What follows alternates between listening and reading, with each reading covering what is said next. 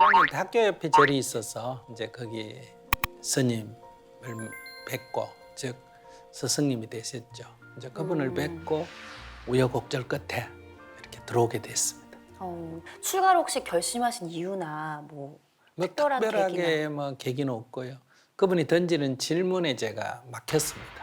그때가 시험 기간이에요.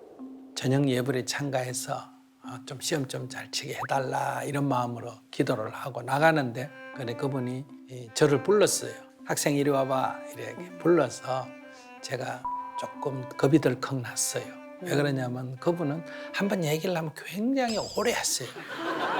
4시간, 5시간만 이렇게 하시니까 내일 시험 치는데 이제 잘못 잡혔다. 스님 저 오늘 바쁩니다. 이렇게 얘기했어요. 그러니까 놔달라고. 그랬더니 그래? 이러시더니 너 어디서 왔어? 이래요. 그래서 예, 학교 도서관에 있다 왔습니다. 그러니까 도서관에 오기 전에는 네, 집에 있었습니다. 집에 있기 전에는 그러니까 굉장히 좀 쓸데없는 질문을 하신다.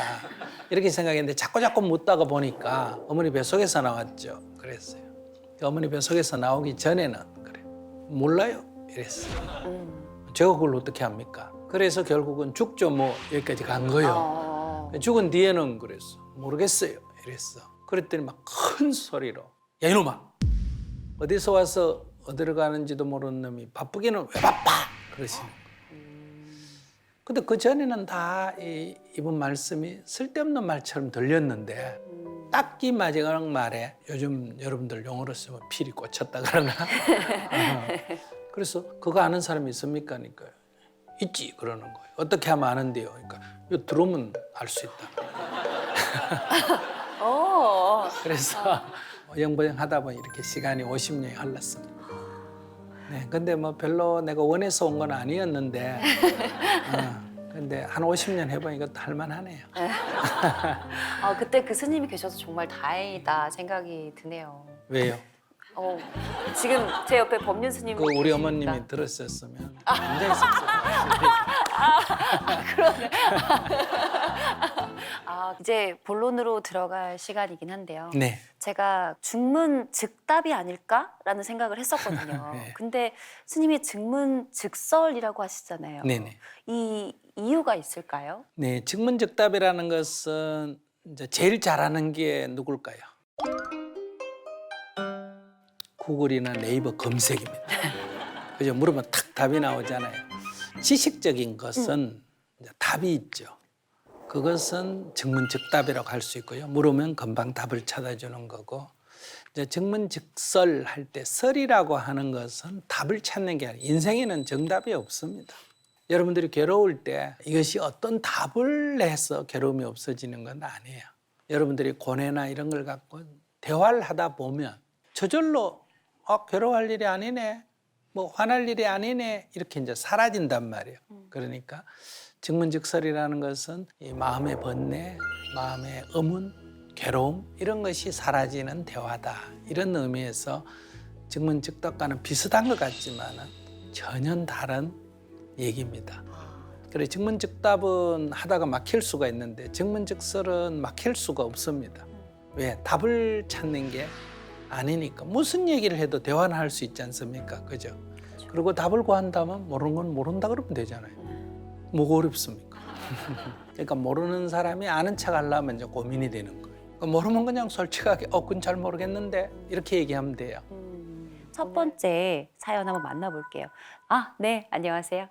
안녕하세요. 제 이름은 천수영입니다. 어떤 고민이 있으실까요? 네, 저는 미국에서 10년간 유학을 하고 제가 뉴욕에서 6년간 일을 하면서 투자은행 그리고 컨설팅 회사에서 오랫동안 일을 했고 그곳에서 다양한 인종과 부딪히면서 성과주의로 살다 보니까 너무 지치고 이렇게 우울감도 오고 했습니다. 그래서 더 고성과를 내려고 저는 정신과에 가서 각성제를 받아서 더 고성과를 내려고 먹고 또 집에 오니까 각성제의 역할 때문에 잠이 오지 않아서 또 수면제를 먹고 자야 되는 상황이 왔습니다.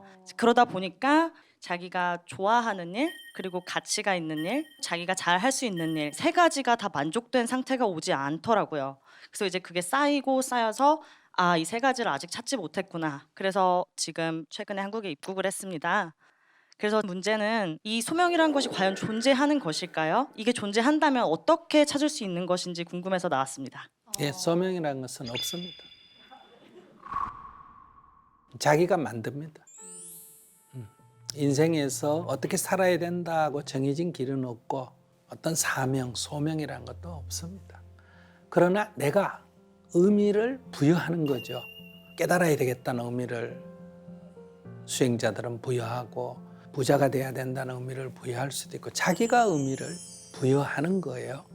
그러니까 본래 주어진 의미는 없습니다.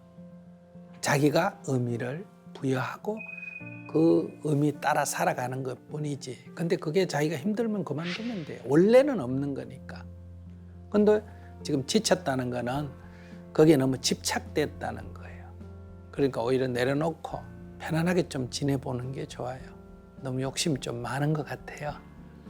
그 욕심이 자기가 어떤 일을 했기 때문에 지치는 게 아니라 너무 지나치게 욕심을 내고 또 거기에 너무 집착을 하고 있기 때문에 자기가 피곤한 거지. 그게 뭐 외국인하고 같이 살아가거나 아무 관계가 없습니다. 미국이라는 사회하고도 관계가 없고 그 사회에서 내가 그렇게 살았던 거고 한국에 오면 편안하다 하면 한국에서는 그걸 좀 덜 집착했기 때문에 편안하다 이렇게 볼 수 있지 않을까 싶어요. 네, 그럼 제가 지금 이제 영어 강사로 일을 하고 있습니다. 네. 그래서 이제 영어 강사는 제가 잘하는 일이지만 사실 제가 좋아하는지는 잘 모르겠습니다. 그리고 제가 지금 음악도 작곡을 하고 있는데 이거는 제가 좋아하는 일은 확실하지만 제가 잘 할 수 있을지 이게 네. 정말 생업이 될 수 있지는 모르겠습니다. 제가 결국에 답이 보일 때까지 하나를 추구할 그 순간이 올 때까지 계속 그냥 세 가지를 다 해야 되는 것입니까? 우선 잘하는 일을 해야 생활이 될 거 아닙니까? 그래서 인생을 사는 데서 제일 첫 번째 해야 할 일은 무엇이든지 해서 인생이 자립이 돼야 됩니다. 남의 의지에서 사는 거는 생명 현상에 맞지가 않거든요. 그리고 좋아하는 일, 작곡은 이제 취미로 하는 거예요. 그런데 잘하는 일을 버리고 생활 수준을 좀 낮추고 좋아하는 일에 집중을 하게 되면 그 좋아하는 일에서 다시 조금씩 수입이 늘어날 수가 있겠죠. 그러니까 이 관점을 이렇게 가지시면 되지. 둘 중에 어느 걸 해야 된다 이게 아니라 이제 좋아하는 일이 전혀 생활이 될 수 없다면 내가 좋아하긴 하지만 그거는 취미로 해야 되고 자기의 본업은 잘하는 일을 할 수밖에 없다는 거예요. 감사합니다. 네. 다음 사연은 장정호 씨. 네. 네.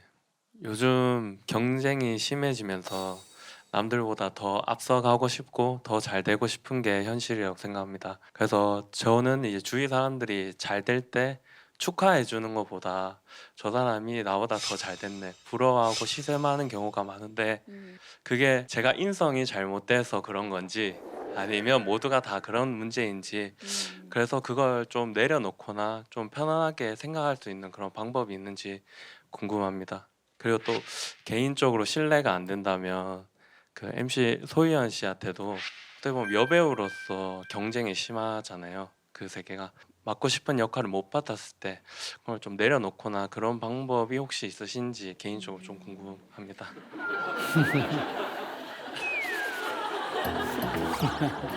먼저 하시겠어요? 아, 저는 사실 이미 많이 내려놔 있고요. 제가 막 이렇게 진짜 완전 예쁜 그런 탑급 여배우분 아니라는 걸 이미 제가 알고 완전히 있기 이쁘신 때문에 탑급 배우시. 이런 말 듣고 싶었고. 아, 근데 되게 심해요. 사실 연예인들도 너무 많은 예쁜 친구들이 해마다 태어나고 나오고 데뷔를 하고 너무너무 경쟁이 심하기도 하고 또 내면이 차는 것보다 겉으로 보여지는 게 훨씬 많은 직업이라 좀 힘들기는 하죠. 그런데 저는 가장 중요한 건 자존감이라고 생각합니다. 제가 귀하고 좋은 사람이라는 걸 잊지 않는 거. 그리고 언젠가는 그거를 시청자분들도 좀 알아주실 거라는 믿음이 있었던 것 같아요. 그래서 작은 역할을 해도 되게 열심히 했고 지금도 애 둘 엄마로서 약간 뒤로 밀려난 느낌이 있긴 하지만 그래도 이제 아이 엄마 역할도 더 잘할 수 있겠다 이렇게 긍정적으로 생각하니까 저는 괜찮더라고요. 네, 박수.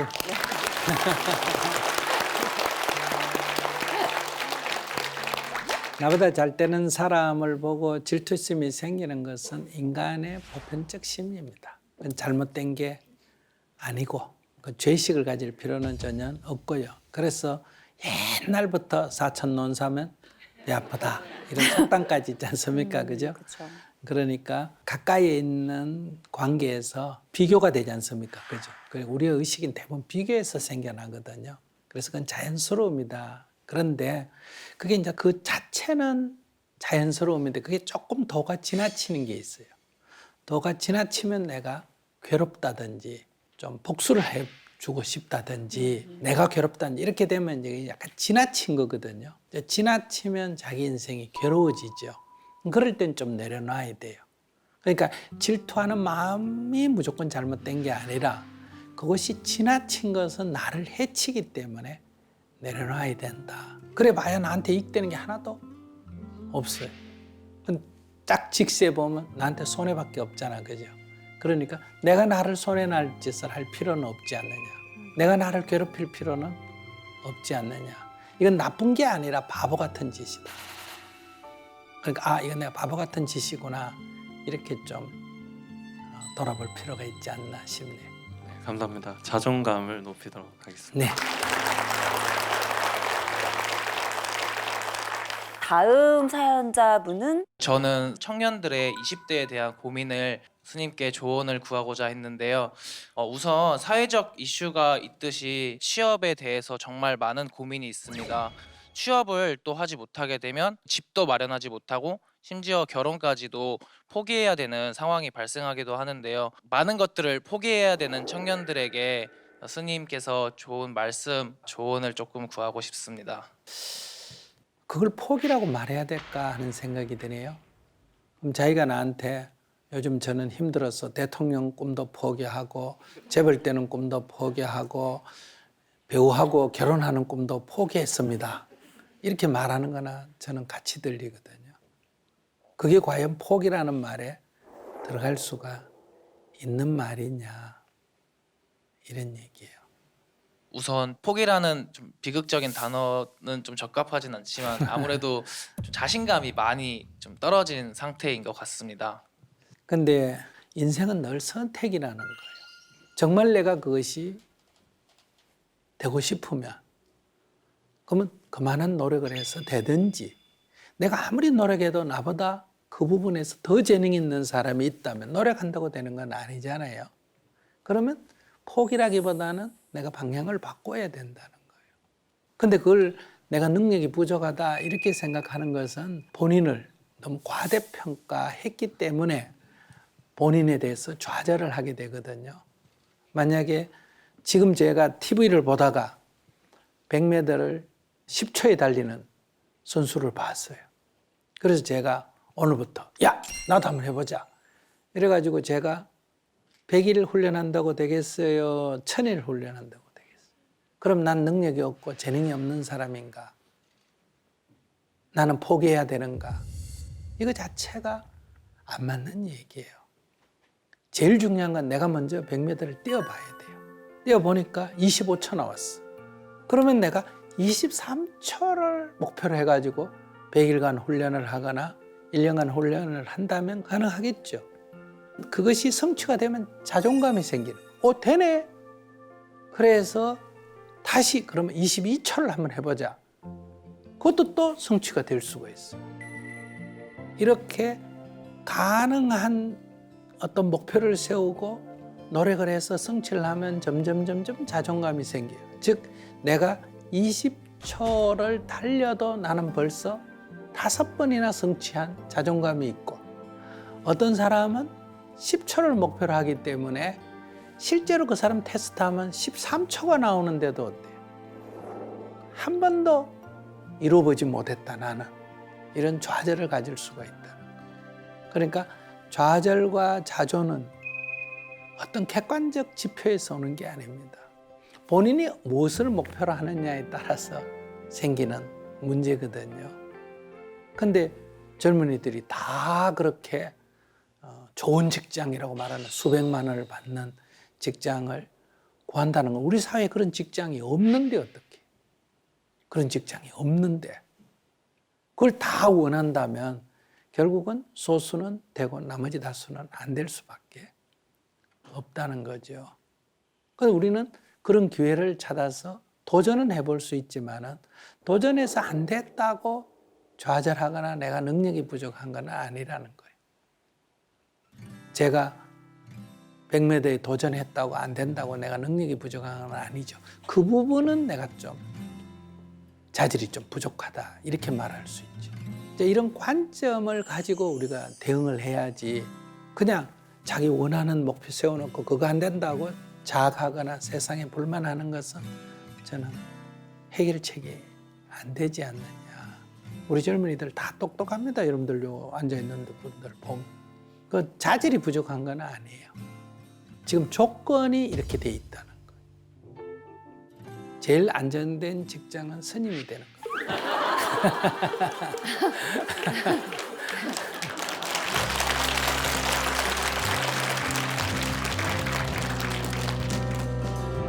제가 여쭤보고 싶은 질문은 제가 사람을 바라볼 때 옳고 그름의 관점에서 벗어나서 있는 그대로 바라보고 싶은데 그렇게 하려면 어떻게 해야 되는지 궁금합니다. 자기가 벌써 부처님 된 수준이에요. 자기 나름대로 기준으로 보고 세상을 볼 수밖에 없어요. 모든 사람이 다. 저도 제 기준을 가지고 세상을 보듯이 모든 사람이 다 자기 기준을 갖고 세상을 봅니다. 다만 그것을 지나치게 고집은 하지 마라. 사람마다 그게 다 다른데 내가 그렇게 보는 것까지는 괜찮은데 그걸 고집은 하지 말라는 거예요. 제가 좀 고집을 해서 좀 고집을 그걸- 하면 이제 괴로워지지. 이제 화가 나든지 짜증이 나든지 미워지든지 이렇게 되지. 그럼 누구 손해다? 제 손해죠. 예. 그 손해를 견딜만 하면 그렇게 하시고 손해가 너무 크다 하면 이제 그만두셔야지. 근데 제가 한 번 싫은 사람은 되게 끝까지 싫어하는 경우가 많더라고요. 네네. 괜찮아요. 뭐. 근데 손해가 크지 그럼 인간관계에서 손실이. 그게 뭐 나쁘고 좋은 문제가 아니라 그러면 내가 손실이 크다는 거예요. 내 손실을 스스로 자초하는 것은 나쁜 사람이 아니라 바보 같은 사람이지. 근데 내가 크게 걱정 안 하는 거는 바보 같은 짓을 하는 이유도 손해를 감수할 만한 범위 아니니까 할까? 도저히 감당을 못 하는 데까지 할까? 할 만하니까 하는 거예요. 즉 그렇게 지 성질대로 살고도 어때? 아직 살만하니까 그렇게 하는 거니까 괜찮아요. 근데 이제 피해가 자꾸 커지면 이제 자기가 이래서는 안 되겠다 이렇게 이제 소위 자각이 일어나요. 각성이 일어나요. 그래야 이제 변화가 시작이 돼요. 지금은 제가 어떤 얘기를 해도 변화가 잘 안 일어납니다. 그래도 그렇지. 그럴 수가 있어. 이게 딱 내면 무의식 세계에 깔려있기 때문에. 아직 제가 살만한 것 같습니다. 그래? 살아보세요, 더. 감사합니다. 이제 막 수능을 끝낸 고등학생 수험생인데요. 그랬고 고생했어요. 너무 고생했어요. 수시로 6개를 썼는데 6개가 다 떨어졌어요. 그럴 수 있어요. 네. 그럴 수 있어요. 네. 그래가지고 옆에서는 괜찮다고 하고 막 하는데 오히려 저는 그게 더 부담이 되고 이렇게 쌓이다 보니까 더 짜증이 나고 힘이 들고 뭔가 대학을 가야 되는 게 나의 욕심인가? 이런 생각도 들고 그래서 신청을 하게 되었습니다. 욕심은 조금 많네요. 자기 성적보다 높은 데 냈다는 거 아니겠어요? 떨어졌다는 거는. 그러니까 합격했느냐 안 했느냐는 실력을 말하는 건 아니에요. 높은 데 내면 떨어지게 돼 있고 낮은 데 내면 걸리게 돼 있는 거예요. 그러니까 이거는 운도 아니고 아무것도 아니에요.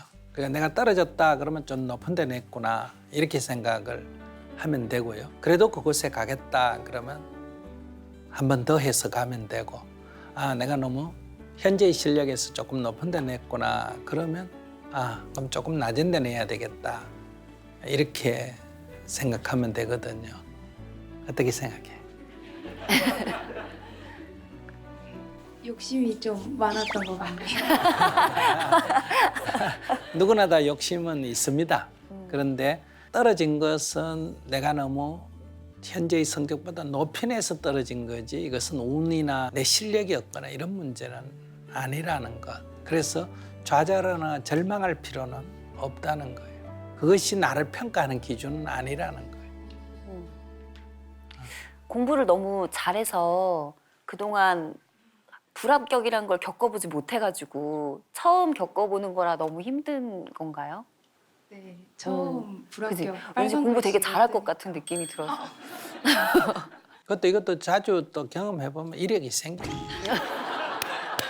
맞아요. 지금은 큰일 같은데 만약에 한 20년, 30년 지나가 나이 40, 50이 돼가 이때를 돌아보면 사실 별일 아니에요.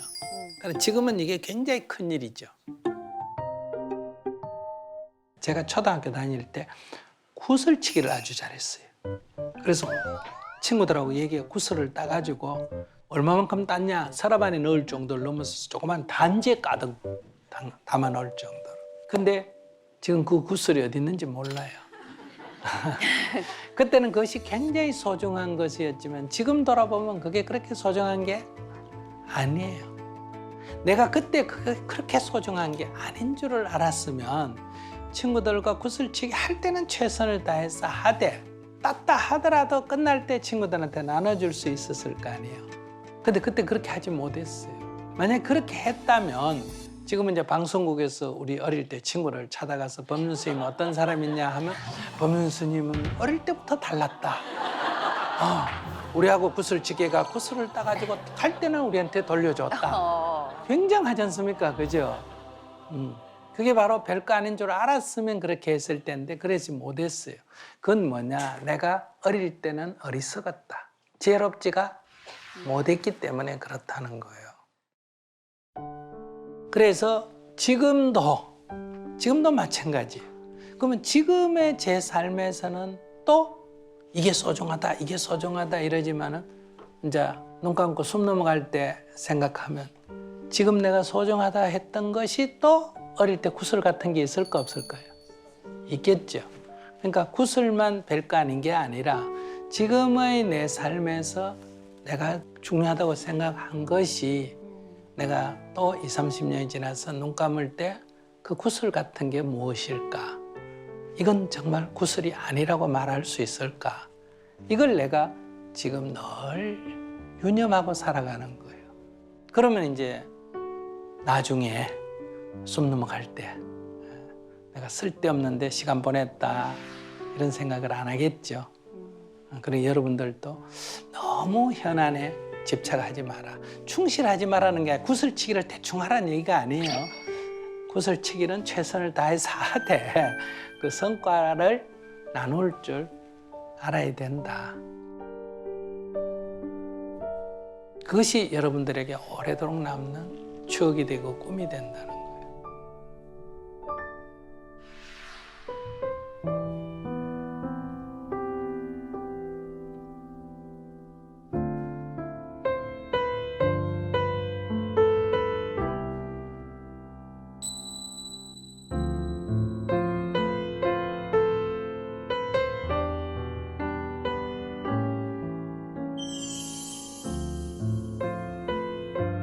누구나 다 이 감정 기복이 있죠. 좋을 때는 좀 이렇게 올라가고 또 안 좋을 때는 또 가라앉고 이게 있는데 이게 이제 도가 너무 지나치다. 좋으면 너무 막 올라가서 흥분하고 가라앉으면 이제 방에서 안 나오고 이럴 정도로 심하다. 일정한 범위를 벗어나면 이제 뭐라고 한다? 병이다. 이렇게 말한단 말이에요. 그 다음에 감정이 한번 흔들리면 이게 멈추질 않아. 통제가 잘 안 돼. 그래도 이거 병이다. 이렇게 말하는 거예요. 기복이 너무 크거나 자기 조절이 안 되면 본인이 조절이 안 되는 걸 본인이 하겠다고 하는 거는 실패하겠죠. 그러니까 남의 도움을 좀 얻어야 되는 거예요. 그게 이제 첫 번째 도움이 뭐다? 약물적 도움을 얻어야 돼요. 신경이 지나치게 흥분돼 있거나 긴장이 돼가 잠이 안 오거나 할 때 이제 안정을 시키는 약을 먹게 되면 어때요? 이게 좀 가라앉게 되지요. 그러면 이제 이걸 누가 결정을 하느냐? 그건 이제 이것만 갖고 연구한 의사 선생님이 결정을 해야 되는 거예요. 병원에 가서 일단 이 검진을 하고 아마 이 정도 범위라면 아마 병까지라고는 할 수 없습니다. 그러니까 조금 긴장을 푸시고 이렇게 하십시오 하면 그건 뭘 말하느냐? 자가치료가 가능하다 이런 얘기예요. 그러면 이제 저하고 이렇게 증문즉설을 하듯이 이렇게 해서 사고의 오류를 시정한다든지 집착을 좀 넣는다든지 이런 자극을 좀 덜한도로 장소를 옮긴다든지 이러면 이게 치유가 되는 거예요. 근데 이게 일정한 범위를 넘어가 버리면 어떠냐? 자기 조절 능력이 없어져 버려요. 그럼 자기 조절 능력이 없는데 제가 이렇게 면담을 한다고 해결이 될까 안 될까? 안 돼요. 이 말귀를 알아듣는 힘도 없어져 버리니까. 잘못 말하면 제가 말하는까지도 상처가 될 소지가 있는 거예요. 그럴 때는 정신과의 어떤 이런 좀 도움을 얻어서 그 흥분을 좀 가라앉혀야 돼요. 그러고 이제 다시 또 정신적인 치료, 대화가 필요하다.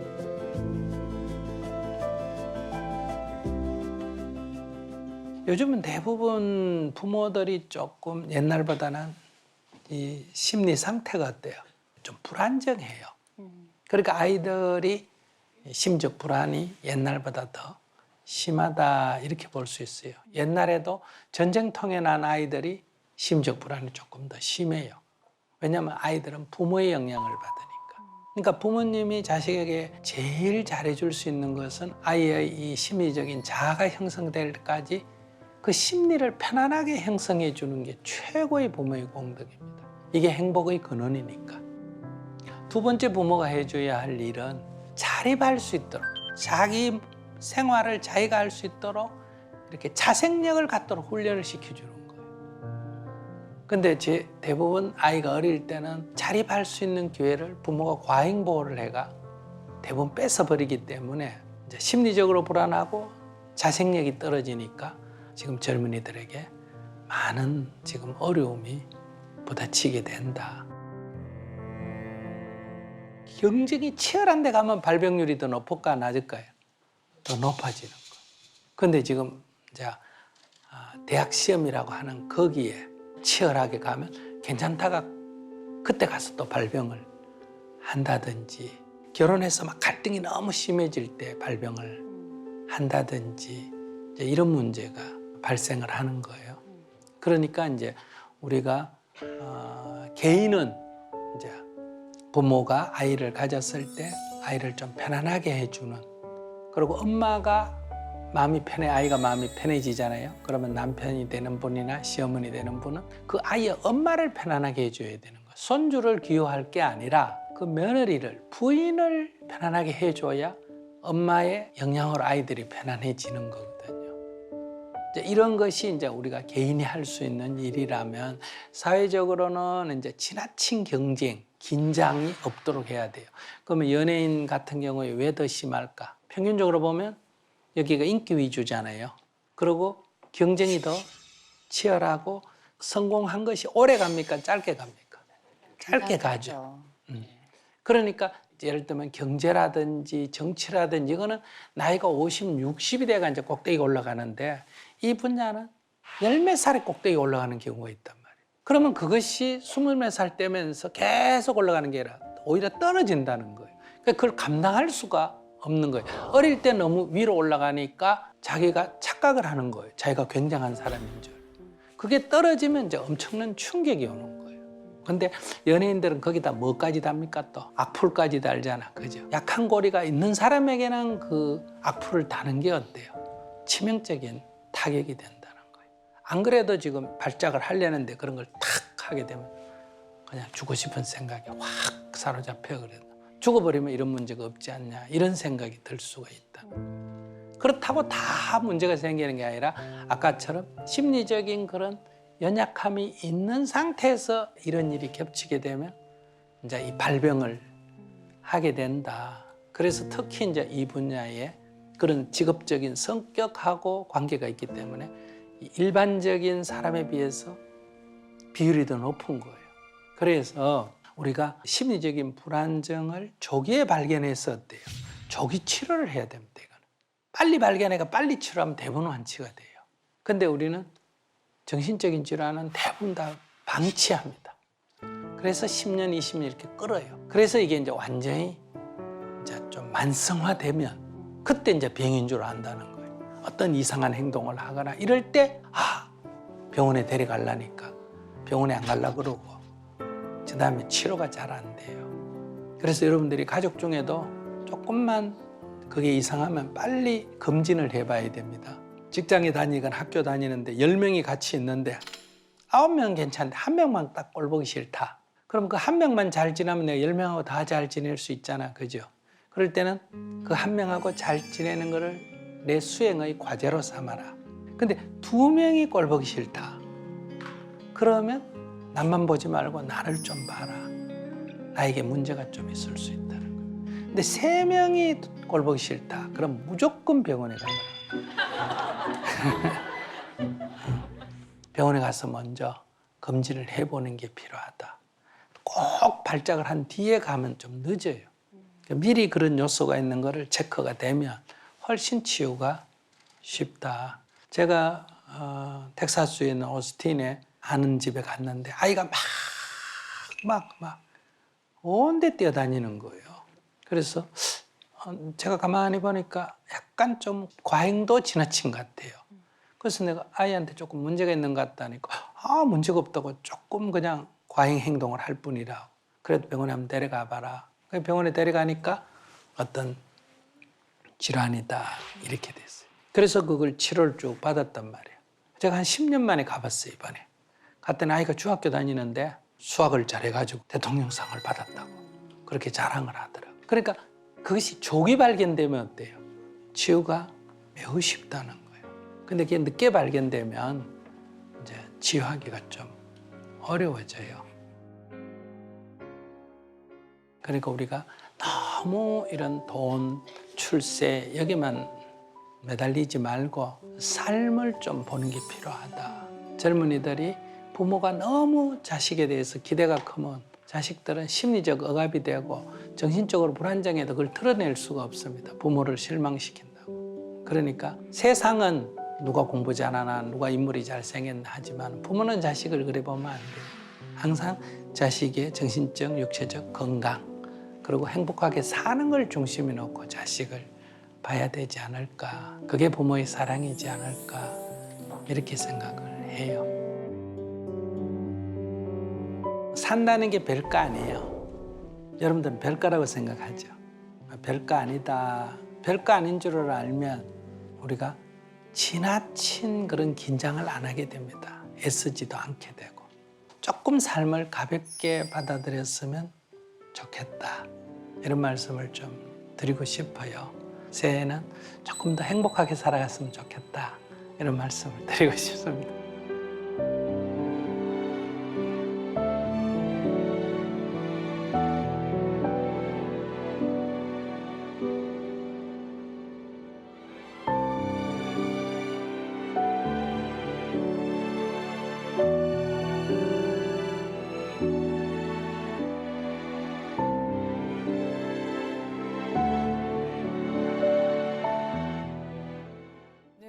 정말 스페셜하고 성스러운 두 분이 이렇게 나오실 줄은. 네, 반갑습니다.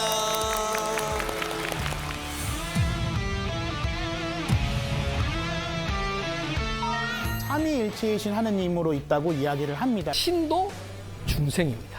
보배의 법비가 가득 내리고 있다. 길이 머물게 하소서. 그대 내게 행복을 주는 사람.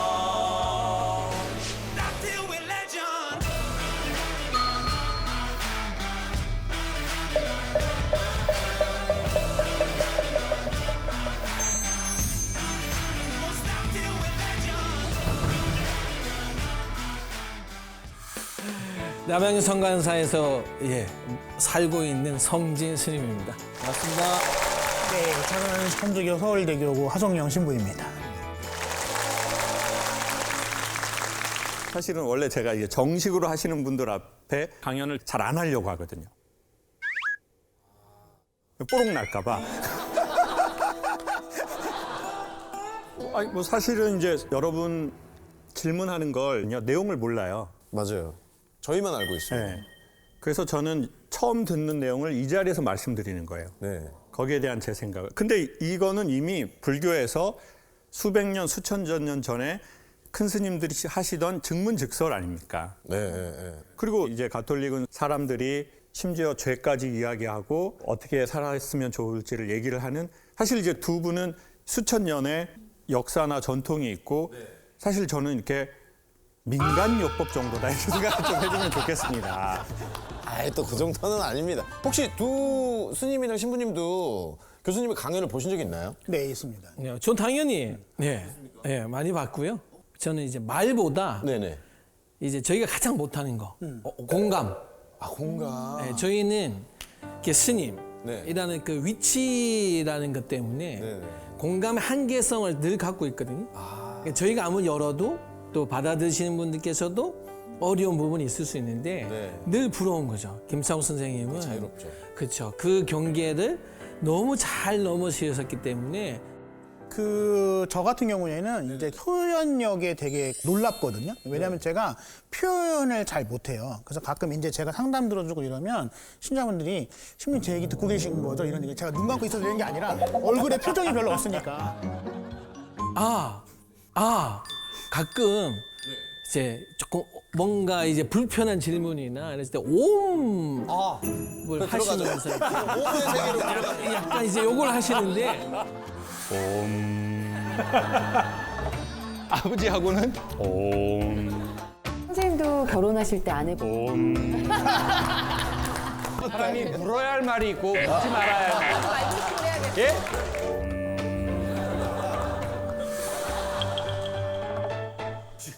그래서 명상법에서는 이제 원래 이렇게 오음을 내뱉는 건 아니고 단전에 얼리는 정도인데 요것만 이제 팔만 한 5분 지나면 절이기 때문에 요거는 조금 이제 제가 후루꾸인 게 많이 티가 나네요. 고치겠습니다, 스님. 아유 근데요, 혹시 이 두 분께도 고민이 있으실까요? 오, 궁금하네요. 네. 있죠. 그러면 저희들을 만나면 서로 고민을 들어주느라고 두 분이서 또 결혼하십니까? 저희는 이제 외모에서 너무 튀잖아요. 아, 일단 그렇죠. 이제 그러다 보니까 모두가 할 수 있지만 제가 하면은 좀 이제 시선을 많이 받는 아, 맞습니다. 그런 이제 고민들이 굉장히 많거든요. 궁금합니다. 근데 이제 실제로 일화 중에 떡볶이가 있었는데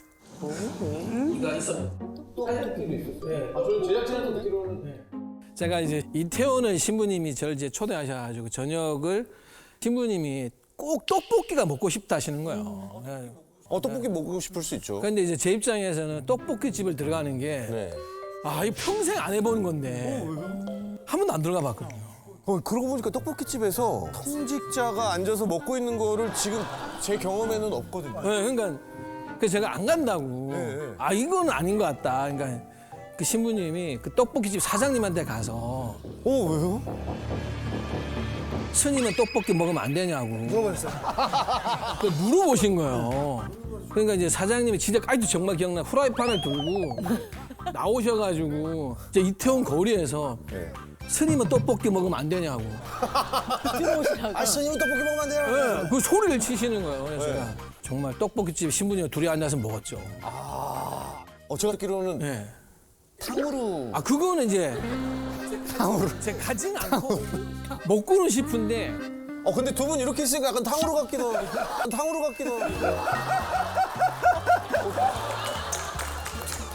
뒤에서 보시는 분들은 이 조합을 약간 탕후루 조합. 혹시 한 분도 안 계십니까? 세 개는 있어야 되는데.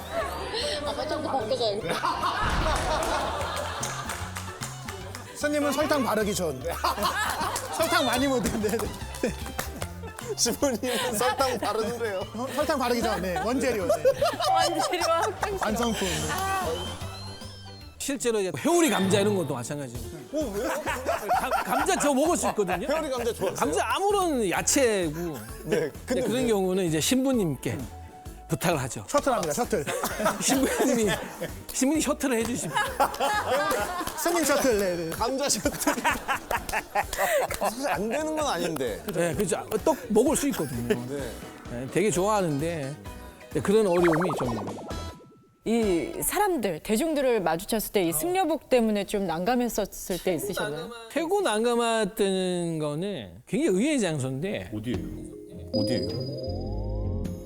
목욕탕에서 만났을 때가 굉장히 원래 그 스님들 생활 규범에서는 화장실하고 목욕탕에서는 인사를 안 하게 돼 있거든요. 아, 원래 안 하게 돼 있는데 꼭 그런 데서 신도분이 마주치면 그냥 지나가셔도 되는데 너무 이제 꼭 오셔가지고 이제 실오라기 하나 걸치지 않고 그러니까 이제 주위에서 볼 땐 되게 이상하죠 이제. 아 근데 저도 제가 제주도에 며칠 있을 때 고기를 되게 먹고 싶은데 혼자 가면 되게 무시를 하는 거예요. 왜냐하면 혼자 어떤 식당은 안 파는 데도 있거든요. 왜냐하면 그분들 입장에서는 단체를 받거나 최소 2명 이상은 받아야 되잖아요. 그러면 이제 몇 분이세요? 그럼 제가 뭐라는 줄 아세요? 2명입니다. 그리고 이제 그럼 앉으세요. 고기 드실 거죠? 그러면 예, 2인분 주세요. 그리고 이제 2인분 시키면 자연스럽게 누구 이제 오잖아요. 그럼 이제 혼자 먹으면 되는데 저분들이 저 이상하게 생각할까 봐 전화를 꺼내서 못 온다고? 죄송한 못 와? 그럼 나 혼자 먹을게. 그리고 이렇게 전화를 끊어요. 매번. 그러니까 저도 모르게 눈치가 좀 생긴 거예요. 상황을 계속 보는 거예요. 심지어 전 성직자도 아니에요. 두 분처럼 이런 성직자 옷을 입고 있지도 않아요. 그러면 사실은 그게 되게 어려운 일이에요. 왜냐하면 이제 스님하고 신부님하고 옷을 입고 계시단 말이에요. 성직자에. 그러면은요 일반 사람과의 소통이 5배, 10배로 어려워져요. 심지어 그분은 또 이렇게 방송에 되게 적극적으로 활동하신다고 생각해요. 누군가가 보기에는 아이고 뭐 성직자들이 이제 별군데 저 권위 없이 저 뭐 하는 짓이야. 그러는 사람 반드시 있을 겁니다. 종교 안에서 더 심하게 있을 거고 종교 밖에서도 있을 겁니다. 그리고 댓글 그렇게 달 수 있겠죠. 아니 뭐 연예인 되려고 그래? 뭐 성직자가 왜 저래? 심지어는 두 분은 또 종교가 달라요. 그러면 또 두 종교계가 서로를 바라보시는 느낌이 또 이게 있을 거라고요. 그래서 저는 두 분이 가장 극상의 난이도를 도전하고 계시고 그걸 잘 하고 있다고 생각해요. 자, 그게 무슨 말이냐? 왜냐하면 제가 왜 두 분을 보면서 제가 부끄럽냐면 오은영 박사님이 이제 되게 프로그램 잘 되잖아요. 근데 너무 잘 될 때 섭외가 온 거예요. 저보고 그 상담하는 프로에 나와서 상담을 받으라는 거예요. 근데 순간 나 진짜.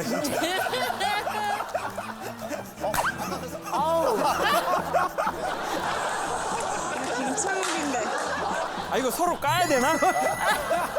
퍼포먼스? 근데 그게 한 2, 3일 제가 너무 기분이 좀 그런 거예요. 뭐 나를 뭘로 보고 뭐 지금 참. 우리는 갔는데. 그죠. 괜찮. 두 분은 저희는 갔습니다. 네? 저희는 오은영 박사님 프로에 갔습니다. 얼마 전에. 박사님 프로에 갔습니다. 얼마 전에. 흔쾌히 나갔다 왔습니다.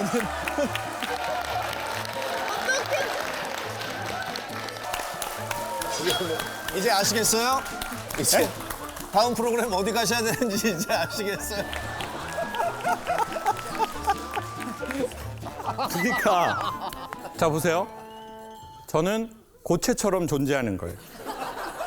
두 분은 액체로도 존재할 수 있고 기체로도 존재할 수 있는 거예요. 왜? 그게 유연함이에요. 내가 내 형체로만 존재할 수 있는 사람이 있어요. 근데 나 얼음인데 나 물이 될 수도 있어. 나 기체가 될 수도 있어. 그게 최고의 엄청난 뭐 너무 식상해서 잘 안 쓰지만 소통이라는 거잖아요. 내가 이런 모양인데 그러면 내가 담기려면 나보다 더 큰 곳에만 담길 수 있잖아요. 근데 내가 물이면 구멍이 좁아도 남편에게 들어갈 수 있어요. 자식의 마음에 들어갈 수 있어. 근데 내가 그냥 이렇게 존재하니까 나는 못해. 그 사고의 유연함은 자기 존재의 자신감에서 나오는 거거든요. 자신감은 이게 자신감이 아니라 어떤 형체로든 움직일 수 있는 거죠. 그 틀에서 자유로워져 버려요.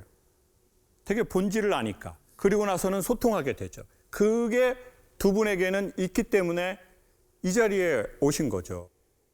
근데 저희가 봤을 때는 우리 김창욱 쌤도 약간 유연하게 그래도 그러니까 저는 어느 정도의 유연함이냐면 오늘 이제 여기 의상을 입고 왔는데 네. 지금 제가 이게 너무 많이 파여서 여기가 너무 많이 보이는 거예요. 네. 그래가지고 이렇게 양말을 이렇게 제가 그래가지고 이렇게 양말을 이렇게 제가 양말을 이렇게 제가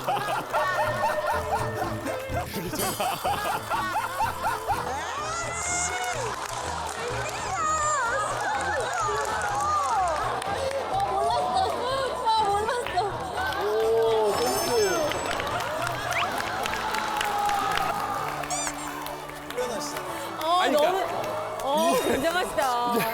아니 근데 여러분은 지금 유연하다가 아니라 미친거 아니죠? 저 새끼 저거. 아 근데 진짜 도라이 같은데? 여기서 깨달음을 얻지 않았습니까, 여러분? 스님 이런 거가 이제 깨달음 아니겠습니까? 우리가 지금 저걸 스카프로만 봤잖아요. 모든 사람들이 지금 네, 저 정도 유연함은 없습니다. 저 정도까지. 저 정도는 아직은 제가. 그러니까 이런 정도의 유연함은 있는데 그때 그 섭외가 왔을 때 내가 근본의 힘이 유약하구나. 내가 진짜 뭘 모르고 모질하구나.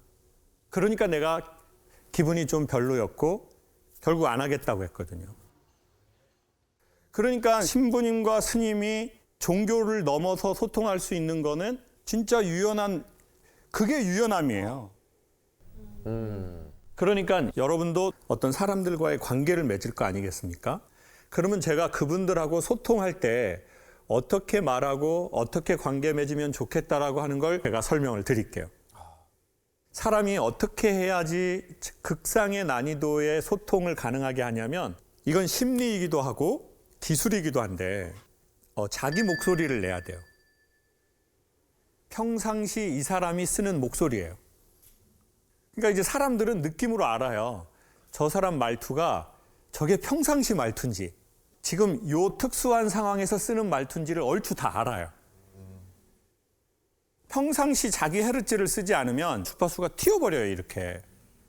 그리고 사람들이 부자연스럽다고 느껴버려요. 인간이 워낙 고등동물이니까 소리는 바람이, 호흡이 성대를 진동해서 윗입술, 아랫입술, 치아, 혀끝으로 발음을 만들어서 내는 거거든요. 근데 그 호흡, 바람, 이 뜻이 창세기 1장에 성경에 보면 하나님이 사람 코에 넣었다라고 하는 숨하고 동의어예요. 그럼 이게 무슨 말이냐면 숨과 호흡과 영혼이 다 동일한 단어거든요. 그러면 우리는 호흡을 통해서 뭘 느끼는 거예요? 뭘 유추하는 거예요? 상대의 주파수, 감정. 이런 식으로 하실 거예요? 자, 다시 한번 할게요.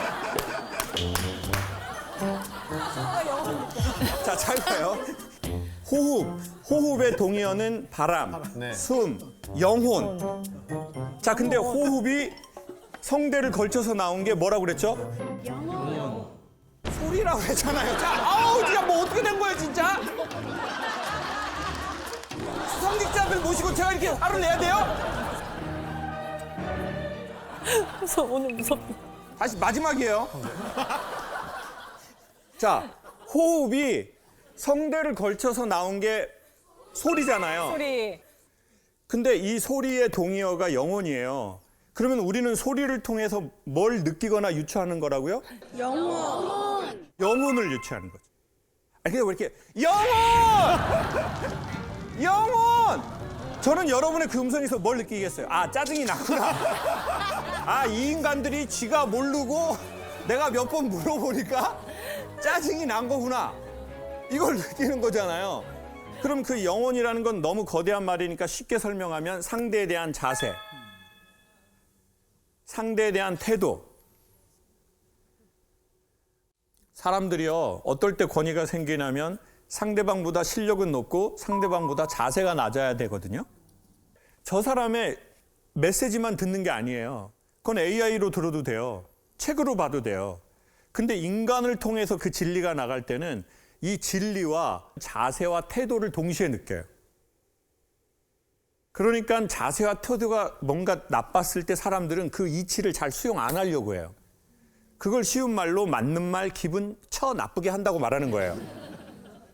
그러니까 부부 사이나 부모 자식 사이에서도 틀린 말을 해서 애들이 안 듣는 게 아니라 왜 근데 말을 그렇게 하냐고 이게 있는 거예요.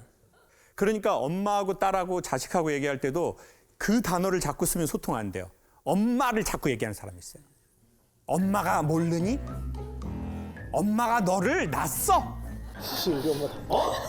엄마가 너를 몰라? 엄마가 너를 몰라? 엄마가. 엄마 다. 이러니까 애들이 새엄마를 원하는 거 아닐까요? 그러니까 자꾸 이렇게 말하는 거죠. 내가 누구다. 너는 누구고. 맞죠. 넌 내 아들이고 내 배를 아파서 나왔으니까 그렇죠. 난 널 다 알고 있어. 그렇죠. 어디서 나를 속여? 이게 있는 거예요. 그러니까 남편들이 와이프 말이 틀려서 안 듣는 게 아니라 자기를 맞는 말로 조지는 거야. 정확한 표현입니다. 네. 네, 조사분다. 쪼아댄다. 그래, 네 그 말은 맞는데 근데 왜 말을 그렇게 해? 그러면서 그 사람의 맞는 말, 그 사람의 이치를 안 받아들이려고 그래요. 그러면 메신저들은 어떻게 해야 그 이치가 메신저를 잘 통과하냐면 그 사람의 독특한 느낌으로 인해서 잘 통과될지 안 통과될지가 결정이 돼요. 근데 성진 스님께서는 노래도 좋아하시지만 이 연주를 하실 때 리듬감이 정말 대단하세요. 원래 스님들께서는 연주를 하시는 분들이 있으면 리듬에도 좀 개인차가 스님들 사이에 있으신가요? 아 이제 리듬이 이게 지역차가 있어요. 목탄을 주시면 제가 지역별로 이게 또 차이 리듬 차이가 있어. 네네네. 리듬이 차이가 있어. 네네네. 뭐 이거 처음 봤네. 제가 스님한테 목탁을 전해드리는 건데.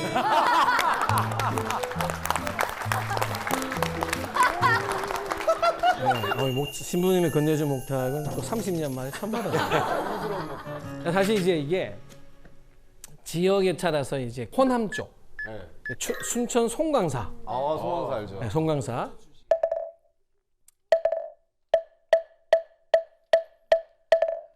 마하반야 바다밀다 심경관자재보살 행심만야 바다밀다시 죽여놓은 계공도일제고에 여기서 이제 영남으로 가면은 빨라진다. 왜 이렇게 빨라? 마하반야 바다밀다 심경관자재보살 행심반야 바다밀다 저기 송광사 쪽은 약간 8비트고 영남 쪽이 16비트. 이제 개별 차이보다는 이제 지역 차이가 좀 처음 알았습니다.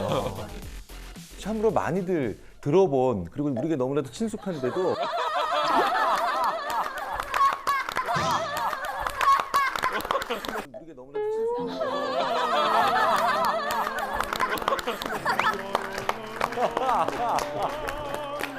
약간 동자승 느낌으로. 정말 진정한 대통합을 지금 그런 순간을 보고 있는 것 같습니다. 자, 두 분의 오늘 강연의 주제는 뭔가요? 쉬는 좋은 건데 신격화를 하는 거는 좋은 게 아니잖아요. 그렇죠? 그래서 이제 종교인 스스로든 아니면 다른 사람들에 의해서건 종교인들이 너무 신비롭게 된다는 거는 제가 보기에는 좋은 건 아니라고 생각을 합니다. 종교는 비밀스러운 거고 그들만의 세상의 이야기들 그렇게 볼 수 없거든요. 결국은 모든 사람들하고 함께 하기 위해서 종교가 있는 이유고 사랑이나 자비로서 정말 쉽고 편하게 다가가야 되기 때문에 진정한 종교의 의미는 뭘까? 과연 우리가 어떻게 알고 어떻게 믿음을 바르게 가져가야 하는가? 여러분들과 소통하려고 제목을 이렇게 잡았습니다. 나는 신이 아니다.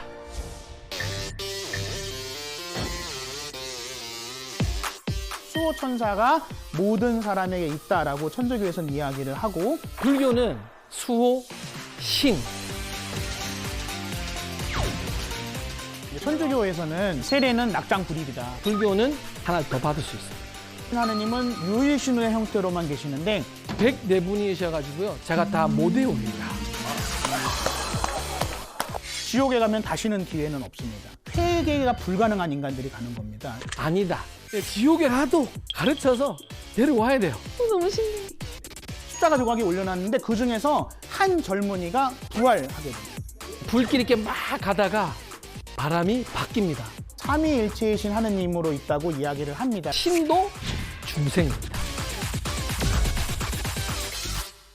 사실 이제 여기에 계신 분들 중에서 종교가 있으신 분들, 예상외로 많으시네요. 혹시 이제 종교가 있으시면은 법명이나 세례명이 있으신 분들. 오, 덧동 김태균 씨. 우리 김태균. 아니 그거는 별명이고 저희 어머니가 네. 불교를 굉장히 이제 믿으시는데 저희 어머니는 법명이 관음화. 아. 네, 그리고 저는 범일. 오. 호랑이가 하늘에서 내려왔다. 뭐 이런 뜻이죠. 오, 굉장히 비슷해요. 어울리세요, 근데. 진짜 호랑이 같아요. 네. 저는 성진, 이룰성자, 참진자. 아. 신부님께서는 유스티노. 예. 왜 불교와 천주교에서는 이렇게 법명과 세례명으로 이름을 새로 붙여서 부르게 됐을까요? 앞으로 네. 내가 이루고자 하는 원하는 뜻을 이름에 좀 담았을 것 같아요. 예. 아, 꼭 깨달음을 가고 수행을 하는데 참 도움이 되는 삶을 살았으면 좋겠다, 이 제자가. 그런 염원을 담아서 경전 중에서 좋은 글귀와 글자를 뽑아다가 짓습니다. 이유는 불교가 인도 당시에서 처음으로 이제 종교로 자리 잡으려고 할 때 모습을 봐야 됩니다. 인도가 무슨 제도가 있죠? 카스트 제도. 예, 카스트 제도. 인도의 카스트 제도는 이름을 딱 들으면 계급이 나와요. 부처님 제자 중에 이제 한 분이 우빨리라고 하는 분인데 이게 이발사. 이발사는 수두라 계급. 카스트 사성 제도 제일 아래. 근데 이분이 또 누구의 이발사였냐면 왕자의 전속 이발사였어요. 그런데 왕자가 석가모니 부처님 출가를 하려고 하니까 이 우팔리 장자라고 하는 분이 눈치를 채고 먼저 출가합니다. 그런데 불교는 들어오는 순서에 의해서 선배 후배가 정해집니다. 와, 하루도. 네, 그렇죠. 이발사가 그럼 선배가 된 거예요? 그렇죠. 그러니까 어떻게 선배 스님 사형으로 그 밑에서 절도해야 되고 따라야 되는 거예요. 그러다 보니까 부처님께서 성을 못 부르게 합니다. 그렇죠. 계급이 나오니까 선입관이 생기면 이런 문제가 자꾸 생기잖아요. 그래서 나중에는 아예 새로운 이름 법명을 주게 되는 겁니다. 그 천주교에서는 존경하는 유명한 성인들을 이름을 따서 세례명을 짓습니다. 근데 원래 저는 돌아가신 이제 김수환 추기경님께서 세례명이 스테파노세요. 그래서 이제 김수환 추기경님을 본받고 싶어서 이제 스테파노로 세례명을 지었는데 그 세례명을 적는 분이 두 글자는 기억이 나는데 두 글자가 기억이 안 나서 자기가 임의로 유스티노라고 썼습니다. 그래가지고 제가 그때 신부님한테 나 세례명 바꿔달라고 그랬더니 신부님이 세례는 낙장 불입이다. 다 그 안에도 하느님의 뜻이 있으니까 받아들여라. 그래서 유스티노가 저는 됐죠. 아니, 그렇게 어딨어. 웃긴 얘기 아닙니다. 진심입니다. 네. 근데 좀 차이가 있어요. 불교와 천주교의 차이. 예, 뭐냐면 신부님께서는 이제 그 앞 성인의 세례명을 이렇게 쓰신다고 하셨잖아요. 네네. 불교는 그걸 좀 금기시합니다. 원효 이런 걸 지으려고 사명 뭐 이런 거. 그게 안 돼요? 그거는 이제 너는 뭔데 출가하자마자 원효냐. 너는 원효면 나는 뭐냐. 그런 이상하게 되는 거예요. 아니 이제 왜냐면 이게 출가는 시작점이지 완성체의 모습이 아니에요. 그러니까 어떻게 될지 알 수가 없는데 처음부터 너무 이제 큰 이변을 받아버리면 힘든 거죠. 이게 신부님 스님이 이렇게 되시려면 네. 많은 것을 절제하고 또 내려놓으시고 준비 과정 동안 정말 말 그대로 험난할 수밖에 없는데요. 이게 어느 쪽이 더 힘드신지 혹시 두 분 사이에서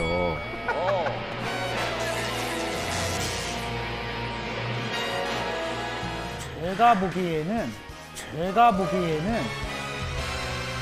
스님들은 산 사이에 갇혀 계셔서 아무것도 안 보이셔서 답답하실 것 같고 힘드실 것 같고 저희는 자유가 보이거든요, 눈앞에.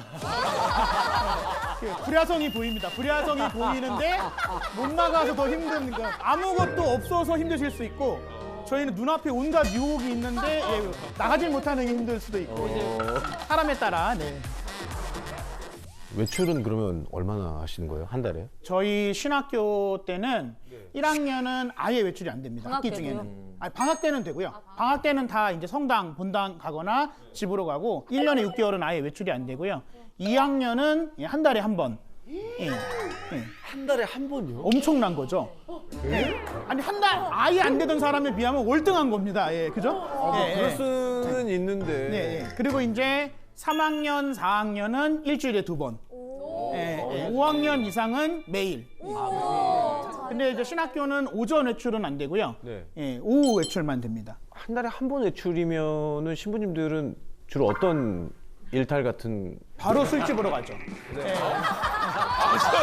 술 드신다고요? 주종도 가려야 됩니까? 아니면은 주종은 상관없습니까? 그때는 주종을 가린다기보다는 그 시간에 여는 집을 찾아갑니다. 네. 낮술을 할 때 저희가 오후 외출이지 오후부터 저녁까지가 아니거든요. 단기간에 집중해서 빨리 들어올 수 있는 곳으로. 네. 혹시 그러면 술을 먹다 보면 사람들이 좀 이게 풀어지잖아요. 네. 시간을 좀 늦게 된다거나 아니면 어디서 잠들어서 복귀를 못 한다거나 이러는 실제적으로 네. 전우회를 가지고서 서로 데리고 들어가는데 첫 번째 얘기인데 퇴학당한 사람이에요. 네, 신학교는 그날 못 들어오면 무조건 퇴학입니다. 한 번만 안 들어와서요? 네, 단 한 번이라도 퇴학. 기회 한 번이요. 저희는 어차피 못 나가기 때문에 초도 출가해서 해발 450에 전북 장수라고 하는 곳에 있었거든요. 그러니까 새소리에도 깜짝깜짝 놀랍니다. 너무 산속에 있으니까 저희는 보이는 불빛이라 봐요. 어차피 4km 아래에 마을 정도 보이거나 배가 떠 있는 그렇기 거. 때문에 신부님 같은 고통은 확실히 없는 거 하시죠. 아예 안 보니까. 고통 얘기하니까 좀 궁금한 게 있는데 네. 삼천배라에 또 무건 수행하시는 스님도 계시고 네. 둘 중에 뭐가 더 힘드나요? 혹시 중간에 포기하고 싶었던 적이 혹시 솔직히 있는지. 사실 이게 스님들이 그 출가하고 한 6개월 정도의 인턴 생활 걸치고 또 21일 동안 전국에 있는 스님들이 모여서 집체 교육을 받아요. 합숙을 하면서 그때 이제 등을 벽에 붙일 수 없고 그리고 이제 하루에 한 1080배를 하고 일주일마다 하루 1080배? 네, 하루 1080배. 허리, 와. 그리고 일주일마다 이제 3000배를 하거든요. 와. 그런데 또 하나 더 붙죠. 무건입니다. 예를 들게요. 밥의 식사 시간, 거의 공양이라고 하는데 이렇게 사실 하다가 이렇게 딱 부딪히거나 소리가 날 수 있거든요. 네, 맞습니다. 근데 실제 무건 수행할 때는 거의 소리를 내면 안 되거든요. 네, 바루공양을 해보신 분 혹시 모르겠는데 바루공양은 소리를 내지 않습니다. 왜냐하면 아귀라고 중생 하나가 있는데 몸은 산이고 이 식도가 바늘구멍이에요. 사람 먹는 소리를 들으면 너무 힘든 거야. 그래서 바루공양 당시 소리를 내지 않습니다. 우리가 먹고 있다라고 하는 걸 내지 않거든요. 근데 만약에 이제 수저가 이렇게 다였다. 설마? 네, 108배. 그게 그만큼 사람이란 게 실수. 이게 원래 밥 먹을 때 제일 풀어지잖아요. 유일하게 이거 진짜 이 시간만큼은 이때도 풀어질 수가 없기 때문에 그거는 막 아파도 이런 소리도 내면 안 됩니까? 감탄사는 언어가 아닙니다. 거기까지는 말로 이제 의식을 담은 말이 나오는 거를 막는 게 목적이기 때문에 실제로 역시 절에 무건 수행한 스님들은 이렇게 패를 붙여 놓습니다. 그러면 부디 자꾸 물어보지 마시기를. 실수라도 나오면 수행이 깨지니까. 신부님 혹시 그 영화 같은 데 보면 신부님들이 되게 멋있게 테마 활동 같은 거 하시잖아요. 아, 그렇죠. 맞아. 멋있긴 하죠. 네, 되게 멋있긴 신부님도 하죠. 테마 활동 하시는 신부님들이 계신지 궁금. 네, 그럼요, 있습니다. 그래서 그럼요, 있습니다. 그래서 있어. 그럼요. 예, 그러니까 요즘 말로는 구마라고 네. 이야기를 하는데요. 그 구마 사제는 아무나 될 수 있는 거는 아니고요. 예, 주교님들이나 교황님이 임명하신 특별한 능력이 있는 분들이 이제 구마 사제로 활동을 하고요. 그래서 내가 구마 사제라고 떠벌릴 수는 없습니다. 예, 그리고 비밀 요원들이군요. 그다음에 그 구마 사제가 무슨 뭐 무턱대고 처음부터 구마를 하는 건 아니고요. 정신병리학에서 먼저 상담을 좀 해보시고 그래서 그러고 실제로. 거기서 치료가 되시면 굳이 구마까지는 안 하고요. 안 되면 이제 구마 사제를 통해서 하는 걸로 하고 있습니다. 그럼 신부님 우리나라에도 신부님들 중에서 구마 사제가 계십니까? 네. 오, 있습니까? 우리나라 분도? 예. 한국에서 한 적도 있죠. 네. 우리나라 역사가 얼마 안 된 나라가 아닙니다. 예, 기구한 역사 안에. 네네네. 너무 신기해. 이제 이 1화에 말씀드린 대로 바로 그 의상대사 화엄경이라는 10권의 굉장히 방대한 경전을 210자로 이렇게 화엄 1승 법궤도라고 하는 식구로 했었는데요. 이거 들어가시면은 실제로 미로처럼 빠져나올 수 있습니다. 계속 돌면은 끝으로 나와요. 네, 그 실제로 이제 해인사하는 곳에는 이걸 땅에 그려놓고 팔만대장경을 머리에 이고 이걸 돕니다. 와. 제가 이 식구 중에 또 불교가 과연 하고자 하는 게 뭔가라는 게 화엄경 일승 법궤도에 담겨 있다고 하는데 허공에 보배의 법비가 가득 내리고 있다. 보배의 비를 담는 것은 중생의 글에서 따라서 담는 것이 다르다. 그게 무슨 말이야? 아니 나만 이렇게 뭐가 잘못돼? 나만 뭔가 세상이 나한테만 왜 이렇게 가혹해? 쟤는 왜 나보다 크지? 시기하지 말라. 내가 작은 것뿐이다. 그럼 어떻게 될까? 이거 그래서 깨서 더 넓히려고 해라. 그걸 수행이라고 해요. 이 일승 법궤도에 있는 것처럼 세상을 긍정적으로 비록 지금 어렵고 힘들어도 가만히 보면 우리 주변에 너무 소중한 게 많다. 불교에서 사찰을 통해서 여러분들을 만나고 또 가르침을 주는 이유는 부디 여러분들의 그릇을 제발 한정하지 마시고 마음껏 바꿔 나가시라는 뜻에서 사찰이 있고 가르침을 주는 겁니다.